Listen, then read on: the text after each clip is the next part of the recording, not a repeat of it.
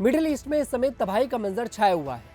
Iran, Israel, America के बीच का जो युद्ध है, ऐसा लगता है कि वो अब वर्ल्ड वॉर 3 में तब्दील हो चुका है, जहां लोग सोचते हैं कि अब युद्ध रुक जाएगा, लेकिन उसके बाद पूरी तरह से तस्वीर जो है बदल जाती है।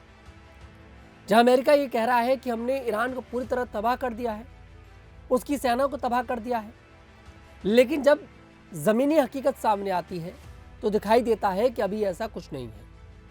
ये युद्ध अभी बहुत लंबा चलने वाला है।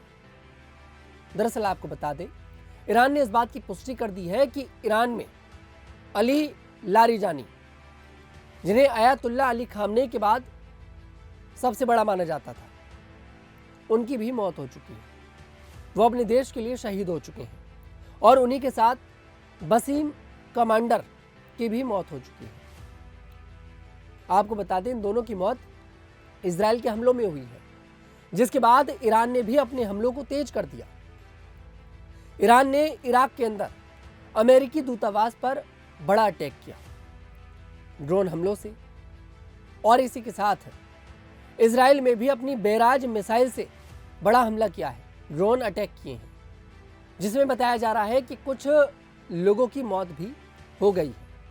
वहीं बताया जा रहा है कि बगदाद के अंदर भी अमेरिकी सैन्य ठिकानों को टारगेट किया गया है।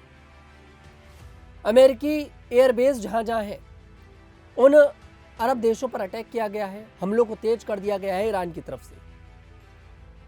कुल मिलाकर ये दिखाई देता है कि अब ये युद्ध जो है वर्ल्ड वॉर 3 में तब्दील हो चुका है, जहां अमेरिका ये कहता है कि हमने ईरान को पूरी तरह तबाह कर दिया, खत्म कर दिया, लेकिन जब जमीन पर उतर रहे हैं तो ऐसा कुछ नहीं है।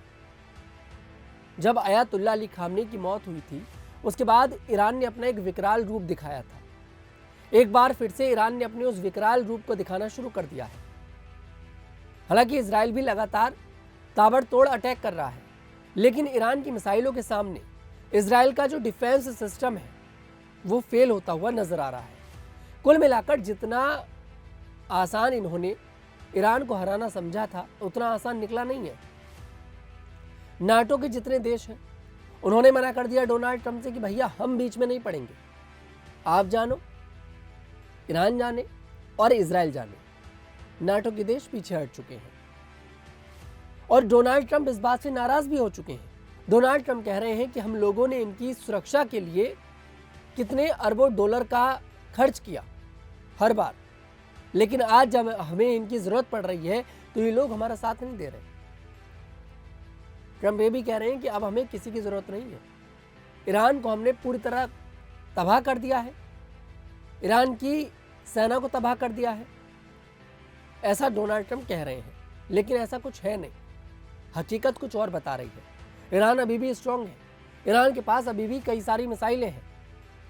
भले ही देखिए ईरान इस युद्ध को जीत ना पाए, लेकिन ईरान इस युद्ध को लंबा खींच सकता है, काफ़ी लंबा खींच सकता है। ईरान के जो नए सुप्रीम लीडर हैं मुज्तबा खामनेई, उन्हें लेकर भी लगातार ये दावा अमेरिका और इजराइल कर रहा है कि उनकी मौत हो चुकी है। हालांकि उनकी मौत की पुष्टि ईरान नहीं कर रहा। आपको बता दें, विदेशी मीडिया ही बता रही है कि वो इस समय रूस में है, पुतिन के प्राइवेट महल में उनका इलाज चल रहा है। हाँ, वो घायल हुए हैं गंभीर रूप से, लेकिन उनकी मौत नहीं हुई है, वो इस समय रूस में है। इस बात की पुष्टि विदेशी मीडिया कर रहा है। कुल मिलाकर ईरान पर जिस तरह का बड़ा अटैक इजराइल ने एक बार फिर से किया, जिस अटैक में लारिजानी और कमांडर बसीम की मौत हो गई, इसके बाद ईरान एक बार फिर से बौखला चुका है और ईरान ने अपने हमलों को तेज कर दिया है अमेरिका के एयरबेस पर और इजराइल के ऊपर। और जितने भी अरब देश हैं उन्हें भी अब ईरान फिर से टारगेट कर रहा है। कुल मिलाकर ये युद्ध की स्थिति काफ़ी ज़्यादा गंभीर हो चुकी है लारिजानी की मौत के बाद। जहां लगता है कि युद्ध अब थम जाएगा, तो कहीं ना कहीं अमेरिका और इजराइल फिर से कुछ ना कुछ गड़बड़ कर देते हैं।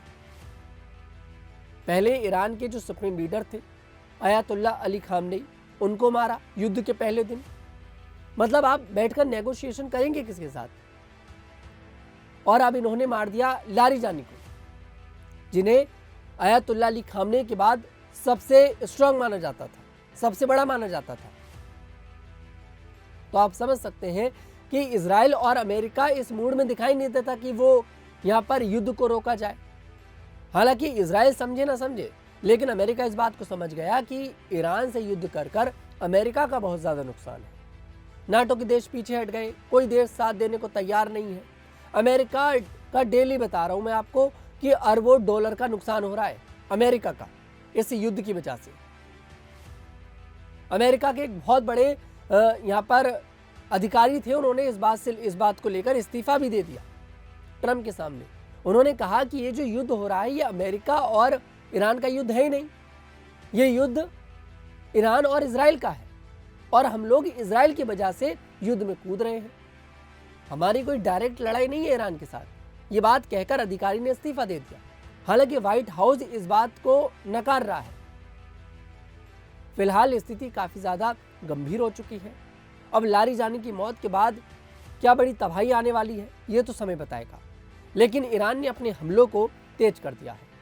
इस खबर पर क्या है आपकी राय, कमेंट सेक्शन में जरूर बताइएगा। मैं तनुज दीक्षित फिर आपसे मुलाकात करूंगा, तब तक के लिए हमारे साथ देखते रहिए न्यूज़ 15।